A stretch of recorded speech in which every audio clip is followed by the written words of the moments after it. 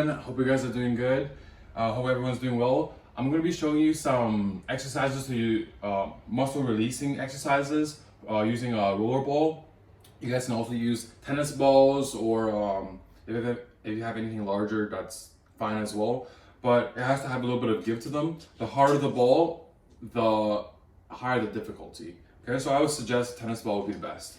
When you're rolling the ball, you can either roll over the muscle, right, in a circular motion, right, or you just go up and down, or you can just hold it and press it down, right, put some pressure, okay, which is why the harder ones are higher difficulty.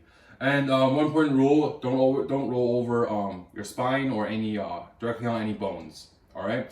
You guys can either do this by yourselves, or if you have to be seated, do it by yourselves, or if you can stand up, you can have a wall. Use a wall as well. Or if you can lie down and get someone else to do this for you, that would be awesome.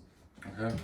So with the reason why we do this, long story short, basically we have these muscle knots in our muscles, and when we put pressure on them, these knots dissipate. Okay. So after a while, these knots will just disappear. We have them along our muscles, so when we have pressure on them, it relieves the muscle. Okay. So when we roll the muscle, right? So let's begin. When we have any, we can roll the biceps and shoulders if we have any pain, right, along the front here. So we can roll, right, the inside of the biceps and the outside and the front of the shoulder, right.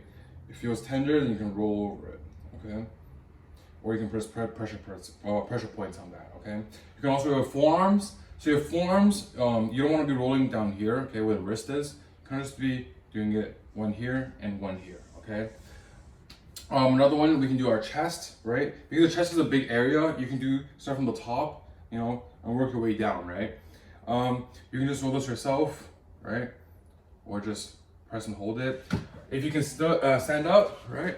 You can focus on you can put it on the wall and just roll yourself, right? And just roll that, okay? And work yourself, do it yourself. Another way we can do is also our neck. So with our neck, it's when we have pain in our neck that we roll our traps here, okay? So this, we can basically just get someone to press it, or you can put it against the wall and hold it as well, okay? So you can hold it on as well.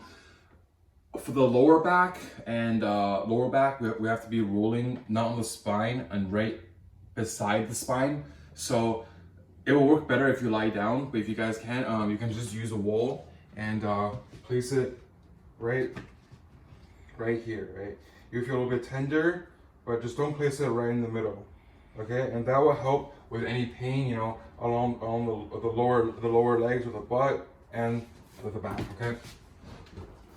We can also roll our legs, right? Of course, we can roll our thighs, our hamstrings, and our calves. Okay, so you can do most of the muscles. You can also do your triceps as well. All right.